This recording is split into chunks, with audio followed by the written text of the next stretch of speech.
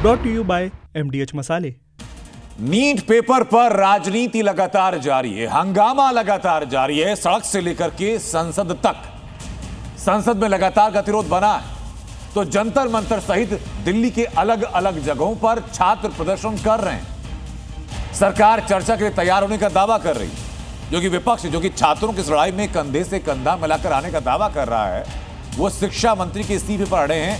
यही मांग छात्र भी कर रहे हैं। हालांकि इस बीच सीजेपी और सरकार के बीच बातचीत हुई, थोड़ी शांति फिलहाल के लिए है। सरकार ने 24 घंटे का वक्त मांगा। तीसरी मांग यानी कि शिक्षा मंत्री के इस्तीफे को लेकर के, जिसको कि छात्र कहते हैं कि नेगोशिएबल नहीं, इसलिए कहा जा रहा है कि इस शांति के पीछे कंडीशन अप्लाई। एक तरफ नीट पेपर लीक को लेकर विरोध प्रदर्शन का दौर चल रहा है, तो दूसरी तरफ विपक्ष ने भी संसद में कामकाज रोक रखा है। यानी 5 दिन से संसद ठप है, जंतर मंतर पर प्रदर्शनकारी डटे हैं, विपक्ष अटैकिंग मोड में है और सड़क पर संग्राम जारी है। संसद में गतिरोध को खत्म करने की भरसक कोशिश की जा रही है। सरकार बार बार कह रही है कि सदन में नीट पेपर लीक पर चर्चा को सरकार तैयार है, लेकिन विपक्ष अड़ा है। पहले शिक्षा मंत्री का इस्तीफा, फिर आगे कोई बात होगी। 3 मांगे हैं स्टूडेंट्स की। पहली मांग, corrupt education minister has to go. संसद में राहुल गांधी एक्शन मोड में है ही, सदन के बाहर भी अटैकिंग मोड में हैं। राहुल गांधी एक बार फिर जब सरकार को घेरने सामने आए तो इस बार उनके साथ एक प्रदर्शनकारी भी था, जिसे जंतर मंतर पर प्रदर्शन के दौरान चोट लगी थी। राहुल ने पहले उसकी चोट दिखाई और फिर से 3 मांगों को दोहराते हुए सरकार पर चोट की, जिसमें टॉप पर शिक्षा मंत्री का इस्तीफा है। जो एजुकेशन मिनिस्टर है, जिसके कारण ये हुआ है, जिसके कारण ये बाहर निकले हैं, पीसफुल प्रोटेस्ट किए हैं, जिसके कारण पेपर लीक हो रहा है, उसको सैक किया जाए। यानी राहुल ने संकेत दे दिए कि भले ही मोदी सरकार मॉनसून सत्र के दूसरे हफ्ते में पेपर लीक संशोधन बिल सदन में लाकर छात्रों के आंदोलन की धार को कम करने की कोशिश कर रही है, लेकिन इस मुद्दे पर कांग्रेस तब तक पीछे नहीं हटेगी जब तक शिक्षा मंत्री का इस्तीफा नहीं हो जाता। इनकी कोई गलती नहीं। तो ये 3 मांगे हैं। हमारे स्टूडेंट्स को मारना बंद कीजिए, धमकाना बंद कीजिए और ये मांगे पूरी कीजिए। सवाल है कि आखिर ये गतिरोध बढ़ क्यों रहा है, पेच फंसा कहां है, आखिर बात आगे क्यों नहीं बढ़ पा रही। सरकार का स्पष्ट कहना है कि वो पेपर लीक पर चर्चा को तैयार है, लेकिन विपक्ष धर्मेंद्र प्रधान के इस्तीफे पर अड़ा हुआ है। वहीं सीजेपी का कहना है कि जब तक धर्मेंद्र प्रधान का इस्तीफा नहीं होता तब तक प्रदर्शन जारी रहेगा। शिक्षा मंत्री धर्मेंद्र प्रधान का इस्तीफा, स्टूडेंट्स अभी भी अड़े हुए हैं कि सबसे पहले शिक्षा मंत्री धर्मेंद्र प्रधान का इस्तीफा हो और उसके बाद ही आगे कुछ बढ़ेगी। कांग्रेस अध्यक्ष मल्लिकार्जुन खड़गे ने दावा किया कि सरकार उन मुद्दों पर बात कर ही नहीं रही, जबकि सरकार का अपना तर्क है। रात के 12 बजे करने के बजाय दिन में पार्लियामेंट में आके अगर वो कहे क्या कहना चाहते हैं, हम देखेंगे। अगर आप चाहते हैं पेपर लीक पे चर्चा सबसे पहले, तो वो भी हमारे संसदीय कार्य मंत्री किरण रिजिजू जी ने बोल दिया कि पेपर लीक पे भी चर्चा हम सबसे पहले कर सकते हैं। यानी सियासी वार पलटवार के बीच जंतर मंतर पर सीजेपी का प्रदर्शन जारी है और यही काम विपक्ष भी संसद के अंदर और बाहर कर रहा है। हालात ऐसे हैं कि न सरकार विपक्ष की मान रही है और न ही विपक्ष सरकार की सुन रहा है। यानी बात दोनों तरफ से हो रही है, लेकिन लड़ाई फिर भी जारी है। ब्यूरो रिपोर्ट, जी मीडिया।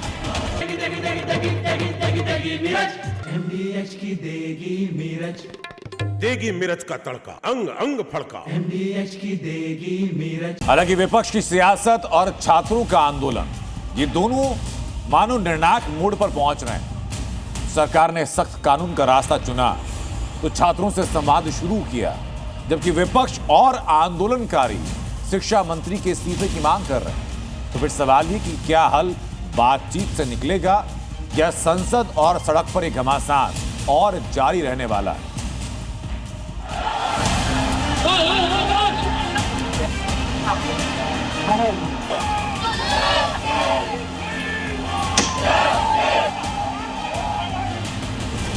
नीट पेपर लीक पर सियासी संग्राम अपने चरम पर है। संसद से सड़क तक टकराव जारी है, लेकिन इस बीच सरकार सिर्फ जवाब देने नहीं, हालात संभालने की कोशिश में भी जुटी है।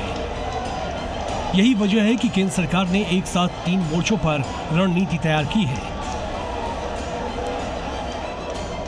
पहला कानूनी मोर्चा।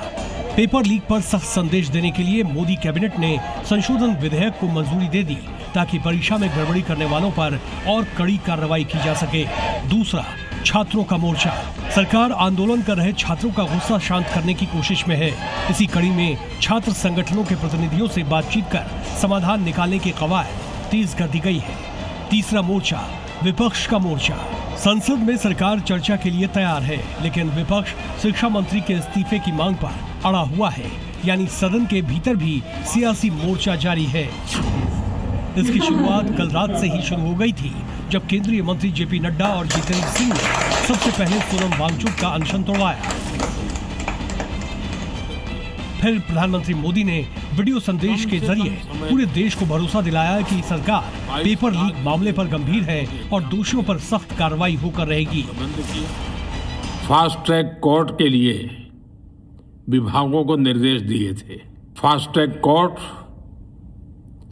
और कठोर सजा के प्रावधान के साथ का ये मुसद्दा कैबिनेट के साथियों के सुझाव के बाद उसका अंतिम रूप दिया जाएगा। पीएम मोदी के भरोसे के बावजूद विपक्ष शिक्षा मंत्री धर्मेंद्र प्रधान के इस्तीफे की मांग पर अड़ा रहा। संसद की कार्यवाही शुरू होने से 15 मिनट पहले ही हंगामे का ट्रेलर दिख चुका था। विपक्ष ने संसद के बाहर नारेबाजी की और सरकार के खिलाफ प्रदर्शन किया।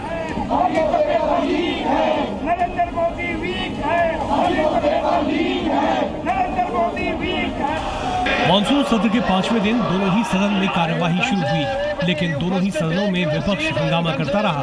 शिक्षा मंत्री के इस्तीफे की मांग होती रही।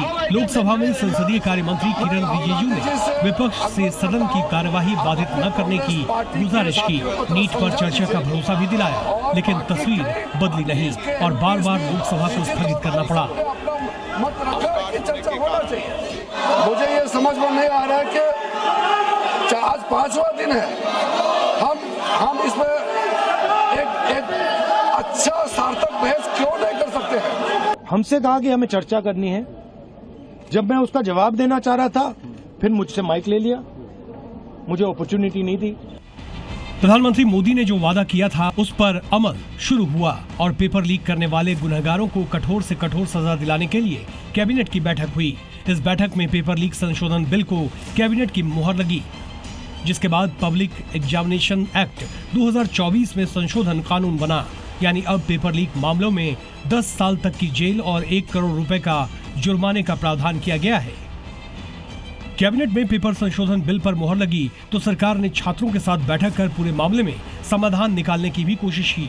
करीब 10 मिनट चली बैठक में कॉकरोच जनता पार्टी ने 3 मांग रखी।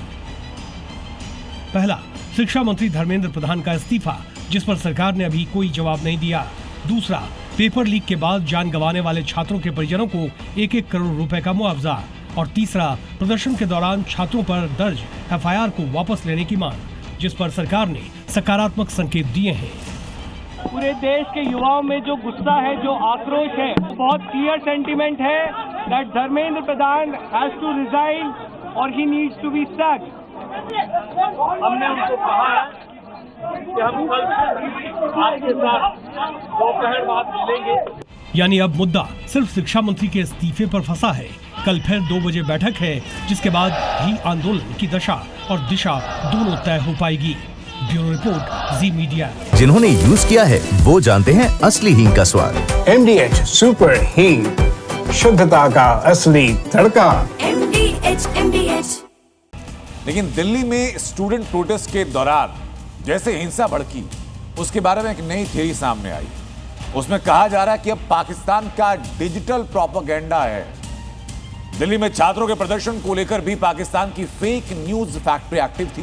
इसके बाद दिल्ली पुलिस इन्हीं पाकिस्तानी हैंडलर्स के खिलाफ एक्शन ले रही है। दिल्ली की सड़क पर उपद्रव, पुलिस वालों पर पथराव, प्रदर्शन के नाम पर हिंसा। दिल्ली के जंतर मंतर और उसके आसपास के इलाकों में सीजेपी प्रदर्शनकारियों की करतूत की ऐसी तस्वीर सामने आई। जो हैरान करने वाली थी। इसे कहीं से भी स्टूडेंट का प्रोटेस्ट नहीं कहा जा सकता। सोशल मीडिया पर वायरल वीडियो में साफ देखा जा सकता है कि कैसे ऑन ड्यूटी तैनात दिल्ली पुलिस और आरएएफ के जवानों को निशाना बनाया गया। कहीं शांत खड़े अधिकारियों पर पेपर स्प्रे किया गया तो कहीं जवानों पर गमले और पत्थर फेंके गए। एक तरफ जहां पुलिस संयम बरतने की कोशिश करती दिखी तो वहीं दूसरी तरफ कुछ असामाजिक तत्वों ने जवानों के साथ हाथापाई और लिंचिंग जैसी स्थिति पैदा कर दी। भीड़ इतनी ज़्यादा उग्र थी, इन्होंने मुझे गिरा दिया और उसके बाद फिर हर मोमेंट पे बॉडी इम्पैक्ट चालू हो गए। इसमें लात थी, घूसे थे, डंडे थे, इवन नुकीली ईंटें भी थी। हिंसा का ये सिलसिला केवल पुलिस और आरएएफ के जवानों तक ही सीमित नहीं रहा, सार्वजनिक और निजी संपत्ति को भी भारी नुकसान पहुंचाया गया। प्रदर्शनकारियों की भीड़ में कई लोग हाथ में डंडे और धारदार हथियार के साथ भी देखे गए, जिससे सवाल उठना लाजमी था कि क्या छात्रों के आंदोलन में उपद्रवी शामिल थे। उन्होंने मुंह पे कपड़ा बांधा हुआ था, मास्क पहना हुआ था, हाथ में डंडे थे। जब इस मामले की जांच की गई तो उसके पीछे पाकिस्तानी साजिश का पता चला। भारत में छात्रों के आंदोलन को लेकर पाकिस्तान से डिजिटल प्रोपेगेंडा चलाया जा रहा है। पाकिस्तान से भारत में छात्रों के आंदोलन पर फेक न्यूज फैलाई जा रही है, प्रोपेगेंडा फैलाया जा रहा है, फर्जी खबरों की बाकायदा टूल किट चलाई जा रही है। यह खुलासा दिल्ली पुलिस ने किया है, जिसके मुताबिक पाकिस्तान से जुड़े सोशल मीडिया अकाउंट्स प्रदर्शन को लेकर भारत विरोधी नैरेटिव सेट कर रहे हैं, गलत सूचनाएं फैला रहे हैं और भारतीय सुरक्षा बलों के खिलाफ प्रचार से जुड़े ऑनलाइन अभियान चला रहे हैं। और खास बात ये कि ये वही हैंडल हैं जो ऑपरेशन सिंदूर के वक्त भी फेक नैरेटिव फैला रहे थे। ये वही सोशल मीडिया हैंडल्स हैं जो ऑपरेशन सिंदूर के दौरान भी एक्टिव थे। उनका सिर्फ एक ही मकसद है, लोगों को भड़काना। इसके बाकायदा सबूत भी हाथ लगे हैं। पहला सबूत देखिए, ये हैंडल है वजाहत काज़मी नाम के शख्स का। 6 मई 2025 को यही हैंडल ऑपरेशन सिंदूर पर फेक न्यूज फैला रहा था और अब यही हैंडल 20 जुलाई को छात्रों के प्रदर्शन से जुड़ा फेक नैरेटिव फैला रहा है। ऐसा ही एक और हैंडल सामने आया जो कि हैदर नकवी के नाम से है। ये भी छात्रों के आंदोलन को लेकर फेक न्यूज फैला रहा था। पुलिस ने ऐसे 480 सोशल मीडिया अकाउंट्स की पहचान की है और उनको ब्लॉक कर दिया गया है। अभी तक 400 से ज्यादा Pakistani social media handles identify किए जा चुके हैं जो इस सिचुएशन का फायदा उठाते हुए फेक कंटेंट और र्यूमर स्प्रेड कर रहे हैं। उनको ब्लॉक कराया जा रहा है। ये पहली बार नहीं जब पाकिस्तान ने भारत के अंदरूनी मुद्दों में दखल देने की कोशिश की हो, लेकिन इस बार निशाने पर थे देश के छात्र, ताकि उनके मुद्दे को पाकिस्तान अपना प्रोपेगेंडा बना सके। हालांकि दिल्ली पुलिस ने तुरंत एक्शन लेते हुए लोगों से अपील की है कि कोई भी पोस्ट शेयर करने से पहले उनकी सच्चाई जांच ले। झूठी पोस्ट, एडिट किए गए वीडियो या अनजान अकाउंट से शेयर किए गए कंटेंट से गुमराह न हो और हर वायरल पोस्ट पर भरोसा ना करें। कुछ दिनों पहले यूपी और एनसीआर से कई ऐसे संदिग्ध आतंकी भी पकड़े गए थे जो पाकिस्तानी आतंकी और खुफिया एजेंसी आईएसआई के इशारे पर भारत में हिंसा की आग भड़काने की साजिश रच रहे थे। मगर एक बार फिर भारतीय सुरक्षा एजेंसियों ने पाकिस्तान का एक और नापाक प्लान फेल कर दिया है। ब्यूरो रिपोर्ट, जी मीडिया। लाल रंग इसका अपार, तीखा कम है फिर भी स्वाद। बेमिसाल बेमिसाल MDH Kashmiri. MDH Kashmiri. MDH। प्रदेश की दिखाता हूं तस्वीरें जहां उत्तर प्रदेश पुलिस कैसे एक्शन ले लिए। प्रयागराज में अतीक अहमद के अवैध साम्राज्य पर अब तक की एक और बड़ी कार्रवाई हुई। करोड़ों की जमीन, दफ्तर और बैंक खातों में जमा रकम को जब्त कर लिया गया। किन किन संपत्तियों पर सरकार का शिकंजा कसा है, यह एक्शन कितना बड़ा है, इस रिपोर्ट में दिखाते हैं आपको। माफिया की जगह तो केवल मिट्टी में होगी।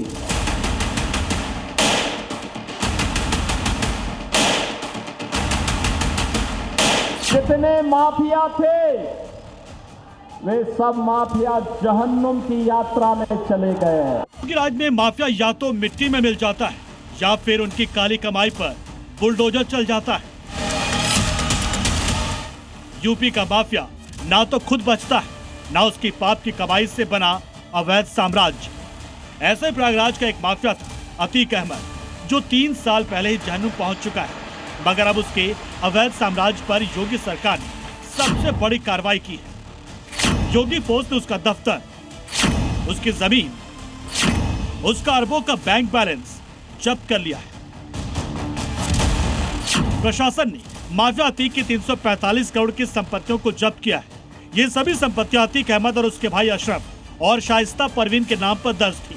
सबसे बड़ा झटका तो तब लगा जब अतीक और उसके कुनबे के 13 बैंक खातों में जमा 1 अरब 61 लाख से ज्यादा की धनराशि को जब्त कर लिया गया। यानी जो अवैध संपत्ति अतीक की काली कमाई से बनाई गई, अब प्रशासन ने सबको जब्त कर लिया है। अतीक की जिन संपत्तियों पर एक्शन हुआ है उसमें करबला में बना उसका ऑफिस भी शामिल है। इसकी अनुमानित कीमत 20 करोड़ से ज्यादा बताई जा रही है। कई साल पहले पीडीए ने इसको अवैध निर्माण मानते हुए ध्वस्त किया था। अब इसे प्रशासन ने अवैध तरीके से अर्जित संपत्ति मानते हुए जब्त भी कर लिया है। हम जिस जगह पर हैं, ये करबला का माफिया का वो कार्यालय है जहां पर अवैध तरीके से निर्माण हुआ था। उसको कुछ साल पहले ध्वस्त कर दिया गया था। गैंगस्टर के तहत पहले ही इसको कुर्क भी किया जा चुका है, लेकिन अब प्रयागराज प्रशासन ने इस संपत्ति को जब्त कर लिया है। ये करोड़ों की कीमती संपत्ति है और अब ये सरकार के अधीन हो जाएगी और इसी तरीके की प्रयागराज की कई और जो संपत्तियां हैं अतीक की, वो भी जब्त कर ली गई हैं। माफिया अतीक की संपत्ति पर एक्शन के बाद अगला नंबर था उसके भाई अशरफ का, जिसमें बाकायदा बड़ी जमीन रिहायशी इलाके में ली गई थी। इसकी कीमत भी 30 करोड़ है। राज्य सरकार के अधीन ये संपत्ति हो गई है। इस संपत्ति की जो अनुमानित कीमत है करीब 30 करोड़ रुपए से ज्यादा आंकी गई है और ऐसे में एक बड़ा जो उसका साम्राज्य है, खास करके जो संपत्तियों का, उनके खिलाफ जो कार्रवाई है वो प्रयागराज प्रशासन ने शुरू की है, जिसमें दूसरी बड़ी संपत्ति ये है जो कि कालिंदीपुरम इलाके में है। राजस्व दस्तावेजों में ये संपत्ति अतीक के भाई अशरफ के नाम पर है। वही माफिया अतीक की पत्नी शाइस्ता परवीन की अवैध संपत्ति भी जब्त कर ली गई है।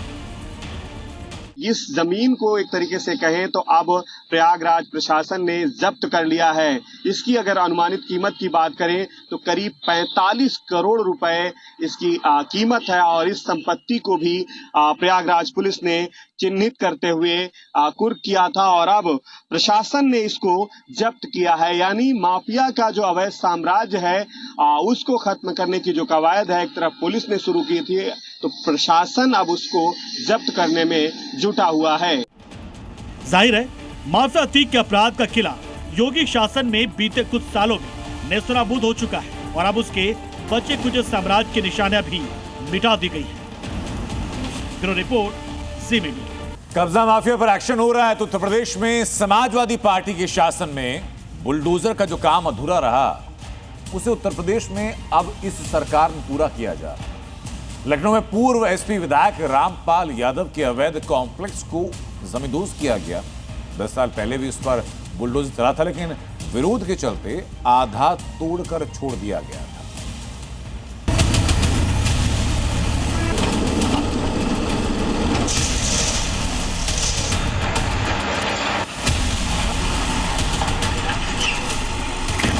यूपी में अवैध कुछ नहीं बचता, चाहे सरकारी जमीन पर कब्जा कर बनी इमारत हो,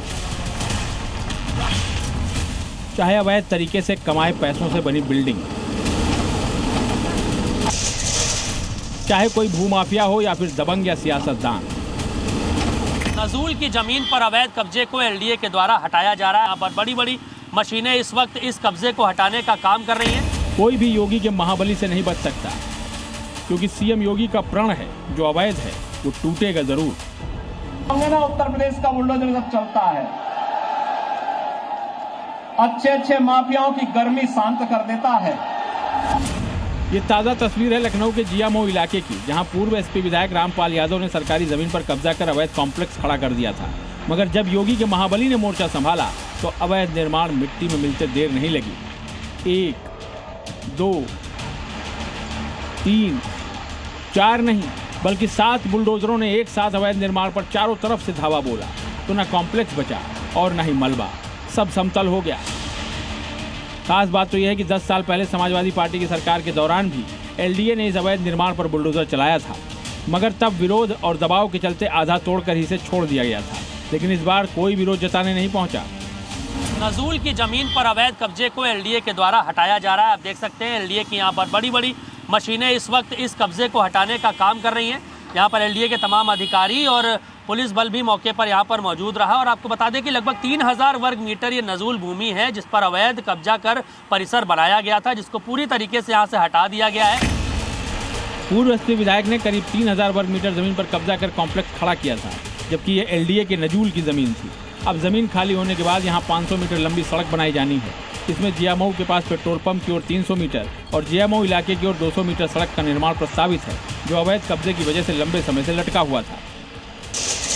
जहां पर पूर्व एसपी विधायक रामपाल यादव का एक कॉम्प्लेक्स था, वहीं पास में उत्तर प्रदेश बीजेपी का नया मुख्यालय बनना है। करीब 2 महीने पहले ही बीजेपी ने जमीन एलडीए से नीलामी में खरीदी है। पूरा लैंड आपको यहाँ से वहाँ तक दिखाई दे रहा है, पूरा ये एल शेप में। यहीं पर नया भाजपा का मुख्यालय बनेगा, जिसको बीजेपी ने ऑक्शन में एलडीए से खरीदा है। इस पूरे रास्ते को भाजपा कार्यालय के अंदर जाने के लिए एक रोड बनाई जाएगी। एक रोड इस तरफ से आएगी और एक रोड पीछे से आएगी। सभी को कनेक्ट करने के लिए ये अवैध निर्माण जो बीच में था, इसको फिलहाल हटाने का काम किया जा रहा है। कृष्ण बालक के साथ मयूर शुक्ला, जी मीडिया, लखनऊ। कांवड़ यात्रियों की सुरक्षा को लेकर के उत्तराखंड से उत्तर प्रदेश तक अभेद्य सुरक्षा घेरा तैयार किया जा रहा है। सीएम योगी और धामी खुद एक्शन में है। शहर शहर और चप्पे चप्पे पर पुलिस फोर्स तैनात है। सीसीटीवी से, ड्रोन से मॉनिटरिंग की जा रही है। 2017 के पहले पिछली सरकारें इन पवित्र कांवड़ यात्राओं को नहीं होने देती थी। तैयारी हम लोग हर वर्ष करते हैं, इस वर्ष भी अच्छी तैयारी हो रही है। कांवड़ यात्रा का काउंटडाउन शुरू हो चुका है। 4 दिन बाद सड़कों पर शिव भक्तों की टोली उतरने लगेगी। हरिद्वार से लेकर यूपी के शहर शहर में हर हर महादेव और बम बम भोले की गूंज होगी। शिव भक्तों की इस पवित्र यात्रा में कोई खलल न डाल पाए, इसके लिए उत्तराखंड और उत्तर प्रदेश में खुद मुख्यमंत्री योगी और धामी एक्शन में हैं और पुलिस फोर्स कट्टरपंथियों पर नकेल कसने के लिए तैयार है। उनका अच्छा यहाँ पर स्वागत हो, अच्छी व्यवस्था हो, उनका किसी प्रकार का व्यवधान न हो, घाटों की ठीक प्रकार से सफाई हो, आवास व्यवस्था हो, परिवहन हो, उनकी सुरक्षा हो, उन सभी पर अच्छा तैयारी हम लोग हर वर्ष करते हैं, इस वर्ष भी अच्छी तैयारी हो रही है। हरिद्वार से मुजफ्फरनगर, सहारनपुर, मेरठ से अलीगढ़ और यूपी के तमाम शहरों में भोले के भक्तों के लिए अभेद्य सुरक्षा कवच तैयार किया गया है। यानी कांवड़ यात्रा में न कट्टरपंथ चलेगा और न नाम का धोखा, क्योंकि सनातनियों की रक्षा के लिए पहले ही लक्ष्मण रेखा खींच दी गई है। और गणेश ढाबा लिखा हुआ है, उसके अंदर नॉनवेज मिलता है तो विवाद का कारण बनता है। तो ये चीजें बिल्कुल पहले बर्दाश्त हुई है, आगे बर्दाश्त होंगी। एक तरफ रूट को अपवित्र करने वालों पर योगी फोर्स ने स्ट्राइक शुरू कर दी है, दूसरी तरफ भोले के भक्तों के लिए सुरक्षा चाक चौबंद है। ड्रोन और सीसीटीवी से निगरानी होगी। यूपी एटीएस के जवान भी सुरक्षा में तैनात हैं। कांवड़ रूट पर मांस, शराब की दुकान बैन। दुकानों में नेम प्लेट को लेकर भी सख्ती। अब बात बाढ़, बारिश की, तूफान की। मैदान हो या फिर पहाड़, हर जगह आसमान से आफत बरस रही है। कहीं बादल फटने तो कहीं पहाड़ दरक जा रहे हैं। मैदानी इलाकों में सैलाब से त्राहिमाम है। गुजरात समेत कई राज्य ऐसे हैं जहां सड़कें मानो नदियां बन चुकी हैं, घर डूब रहे हैं, गाड़ियां तैर रही हैं। इस मार्ग के आगे इंसान बेबस नजर आ रहा है। उत्तर भारत में मॉनसून आफत बनकर बरस रहा है। मैदानी इलाके सैलाब में डूब रहे हैं, घर, गाड़ियां सैलाब में समा रहे हैं, तो जम्मू कश्मीर, हिमाचल प्रदेश और उत्तराखंड में पहाड़ दरक रहे हैं। बादल फटने से तबाही मच रही। सबसे ज्यादा आसमानी आफत गुजरात में बरस रही है। कहीं गाड़ियां जलमग्न हैं, घर सैलाब में समा गए, नदियां भी उफान पर हैं। अपने साथ सब कुछ बहा ले जाने को आमादा है और इंसान सैलाब के सामने बेबस है। तस्वीरें वलसाड की हैं, जहां भारी बारिश के बाद पूरे शहर में पानी भर गया। जहां नजर घुमाओ उधर सिर्फ और सिर्फ सैलाब नजर आ रहा है और गाड़ियां जल समाधि ले चुकी है। आलम यह है कि सोसाइटी वाले अपने घरों में कैद होने को मजबूर हो गए हैं। उनका घर से निकलना मुश्किल हो गया है। वलसाड की ही एक और तस्वीर देख लीजिए, जहां कई लोग सैलाब में फंस गए और इनको निकालने के लिए हेलीकॉप्टर की मदद लेनी पड़ी। वलसाड़ ही नहीं, अहमदाबाद में सैलाब से त्राहिमाम मचा है। लगातार होती बारिश से बाढ़ जैसे हालात हैं। सड़कों पर कई फीट तक पानी भरा है। घर और गलियां भी डूब चुकी हैं। नवसारी में मानसून ने तबाही मचा रखी है। भारी बारिश की वजह से पूर्णा नदी उफान पर है और आसपास के इलाकों में पानी भर गया है। नवसारी में पिछले 24 घंटों में 10 से 16 इंच तक बारिश दर्ज की गई। मैदान सैलाब में डूब रहे हैं तो पहाड़ दरक रहे हैं। जम्मू श्रीनगर राष्ट्रीय राजमार्ग लगातार तीसरे दिन भी बंद है। बारिश और भूस्खलन के चलते जम्मू से श्रीनगर, डोडा और किश्तवाड़ जाने वाले वाहनों की आवाजाही रोक दी गई है। नदी नालों के नज़दीक फिलहाल के लिए यहाँ पर ना जाए और एडवाइजरी चेक करने के बाद ही अपना जो प्लान है बनाए, क्योंकि पिछले 3 दिन से जम्मू श्रीनगर राष्ट्रीय राजमार्ग भी अभी तक बंद रखा गया है। जम्मू कश्मीर में लगातार भारी बारिश से नदियों का जलस्तर बढ़ने लगा है, जिससे लोगों की टेंशन बढ़ गई है। नदियों का जलस्तर बढ़ने से सलाल डैम के सभी गेट खोल दिए गए हैं, जिससे निचले इलाकों में बाढ़ का खतरा मंडरा रहा है। यानी पहाड़ से मैदान तक तबाही का मंजर है और इंसान कुदरत की मार के आगे बेबस नजर आ रहा है। ब्यूरो रिपोर्ट, जी मीडिया। गर्मी के दिनों में भीषण जल संकट का सामना कर रहा है, वैश्विक हालात की वजह से महंगाई का सामना कर रहा है और इसी के सामने आधे से ज्यादा पाकिस्तानियों के सामने रोजी रोटी का संकट है। वो संकट अभी भी बना है, लेकिन इतने दिनों में पाकिस्तान अब जल प्रहार के सामने पस्त हो चुका है। शहबाज सरकार ने इस बार तमाम दावे किए कि बाढ़ से इस साल कोई परेशानी नहीं होगी, लेकिन इस बार फिर वही परेशानी सैलाब बनकर टूटी। इस आफत का कजाकिस्तान से संबंध क्या है, इस रिपोर्ट में समझाते हैं। सैलाब ने ऐसी कर दी पाकिस्तान की हालत। डूबे 4 प्रांतों के शहर, हर तरफ कोहराम ही कोहराम। शहबाज शरीफ की सरकार दावे ही करती रह गई और इस बार बाढ़ से लोगों को बचाएंगे, ये सिर्फ दावे रहे।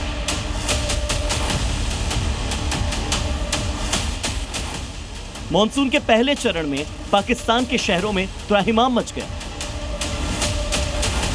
बाढ़ में डूबा लाहौर। ये देखिए लाहौर की हालत। पाकिस्तान के इस पूर्वी शहर को पाकिस्तान का दिल्ली कहा जाता है, लेकिन यहां बाढ़ के पानी ने लोगों का जीना मुहाल कर दिया।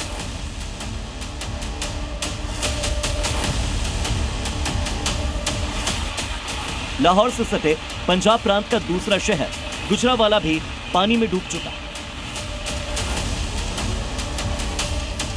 इस सूबे की मुखिया मरियम नवाज हैं और उनके दावे की पोल भी बारिश के पहले झटके में ही खुल चुकी है। दरअसल पाकिस्तान की हालत एक तो बारिश और फ्लैश फ्लड की वजह से खराब हुई है, दूसरी तरफ पाकिस्तान के ऊपरी क्षेत्रों से आने वाले पानी का बहाव भी यहां रोकने का कोई उपाय नहीं है। आसमान से लेकर जमीन तक जल प्रहार का यह दायरा सिर्फ पीओके तक नहीं, बल्कि चीन और कजाकिस्तान तक भी फैला हुआ है। इस पूरे क्षेत्र में सबसे ज्यादा बारिश कजाकिस्तान में दर्ज की गई, जहां बारिश के मौसम में एक्टिव मॉनसून के साथ वेस्टर्न डिस्टर्बेंस ने कई शहरों में कहर बरपा दिया। सड़कों पर चलने वाली गाड़ियां और बसें पानी में डूब चुकी हैं और ऊंची इमारतों में भी पानी भर गया है। कजाकिस्तान के साथ बड़ी समस्या यह है कि लैंडलॉक्ड कंट्री होने की वजह से यहां बाढ़ का पानी ज्यादा दिन तक टिकता है।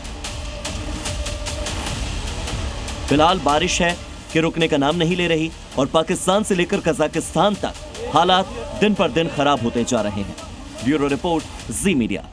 पाकिस्तान की एक हरकत है, एक फितरत है जो कि बदलती नहीं, कि वो करते कुछ और हैं, कहते कुछ और हैं, दिखते कुछ और हैं और होता कुछ और है। पाकिस्तान का आर्मी चीफ जनरल मुनीर ओहदे को देखते हुए आप कल्पना कर सकते हैं कि ऑयल एक्सपोर्ट की किसी बड़ी कंपनी को चलाता है। ये कल्पना पाकिस्तान में शायद ही किसी और ने की होगी, लेकिन मिडिल ईस्टर्न मीडिया की एक रिपोर्ट से ये पूरी हकीकत सामने आ चुकी है। वहां से मुनीर ईरान से शांति वार्ता नहीं करा रहा था, बल्कि ईरान के एक बड़े लीडर के साथ शांति के बदले तेल की डील कर रहा था। अप्रैल से जून तक जब पाकिस्तान के ये दो हुक्मरान ईरान और अमेरिका के बीच मध्यस्थ बने फिर रहे थे, दोनों पक्षों के बीच सीज फायर और शांति समझौता करा रहे थे। तब किसी ने इन तस्वीरों पर गौर नहीं किया कि इस्लामाबाद की बैठक से लेकर तेहरान तक पाकिस्तान का आर्मी चीफ जनरल मुनीर क्या कर रहा है। शांति समझौते की कोशिशों के दौरान एक मरतबा मुनीर अकेले भी तेहरान गया था, जहां वो ईरान के रिवॉल्यूशनरी गार्ड्स के कमांडरों से मिला था। तब लगा था कि मुनीर का ये दौरा मिडिल ईस्ट में शांति के लिए था, लेकिन अब एक नई रिपोर्ट से पता चला है कि मुनीर तेहरान में शांति वार्ता नहीं, तेल की डील करने गया था।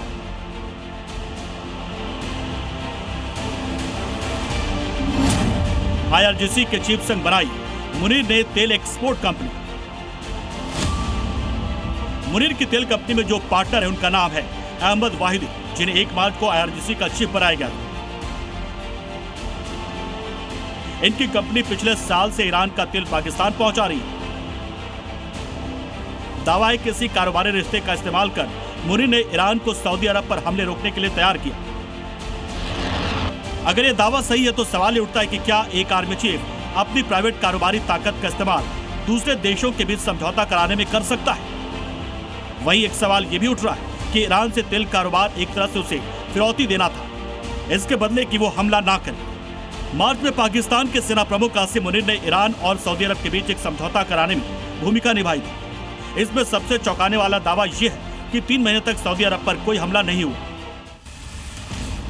पिछले सप्ताह जैसे ईरान ने फिर मिसाइल दागी, मुनीर ने कथित तौर पर अहमद वाहिदी को संदेश भेजा कि अगर ऐसा चलता रहा तो दोनों की तेल कंपनी मुश्किल में पड़ सकती है।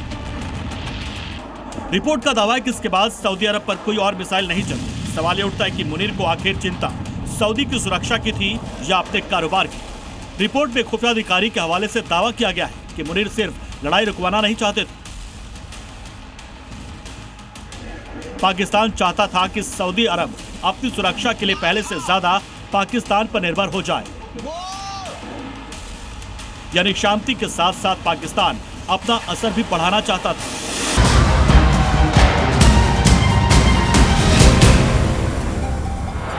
Brought to you by MDH मसाले।